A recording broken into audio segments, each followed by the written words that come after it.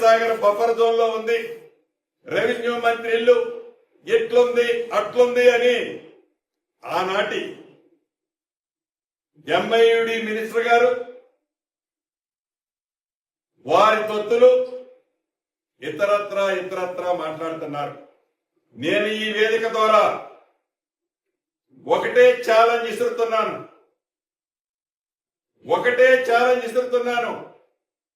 మీరు ఎంఐయుడి మినిస్టర్ గా సుమారు 6-7 సంవత్సరాలు పనిచేశారు.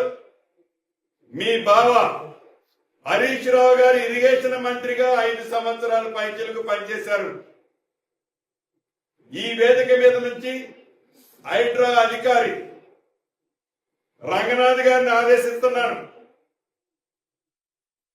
ఈ ఇద్దరు మాజీ మంత్రులు అంటే ఒకరు ఇరిగేషన్ శాఖ మంత్రివర్యులు, రెండవ ఎంఐయుడి మంత్రివారు, వీరికి డబ్బాలు కొట్టే కొన్ని యూట్యూబులు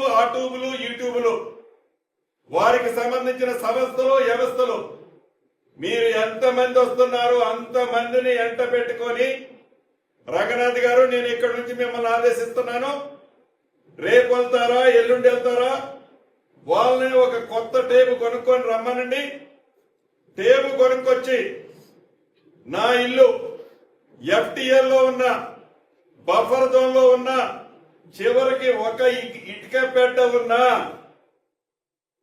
ఎమ్మటే పడగొట్టండి. ఇల్లు మొత్తం దాంట్లో ఉంటే ఇల్లు మొత్తం పడగొట్టండి.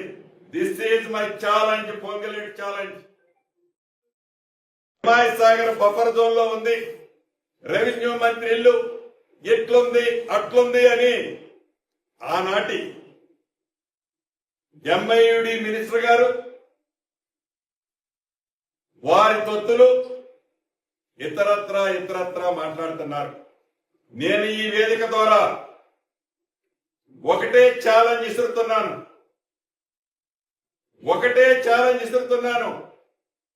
మీరు ఎంఐయుడి మినిస్టర్ గా సుమారు 6-7 సంవత్సరాలు పనిచేశారు.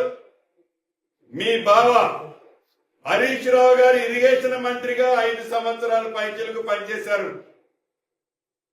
ఈ వేదిక మీద నుంచి హైడ్రా అధికారి రంగనాథ్ గారిని ఆదేశిస్తున్నాను. ఈ ఇద్దరు మాజీ మంత్రులు అంటే ఒకరు ఇరిగేషన్ శాఖ మంత్రివర్యులు, రెండవ ఎంఐయుడి మంత్రివారు, వీరికి డబ్బాలు కొట్టే కొన్ని యూట్యూబులు వారికి సంబంధించిన సంస్థలు వ్యవస్థలు మీరు ఎంతమంది వస్తున్నారో అంతమందిని ఎంట పెట్టుకొని రంగనాథ్ గారు నేను ఇక్కడి నుంచి మిమ్మల్ని ఆదేశిస్తున్నాను.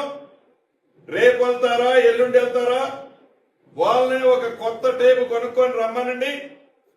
టేబు కొనుక్కొచ్చి నా ఇల్లు FTL లో ఉన్న బఫర్ జోన్ లో ఉన్న చివరికి ఒక ఇటుక పెట్ట ఉన్నా ఎమ్మటే పడగొట్టండి. ఇల్లు మొత్తం దాంట్లో ఉంటే ఇల్లు మొత్తం పడగొట్టండి. This is my challenge, Ponguleti challenge.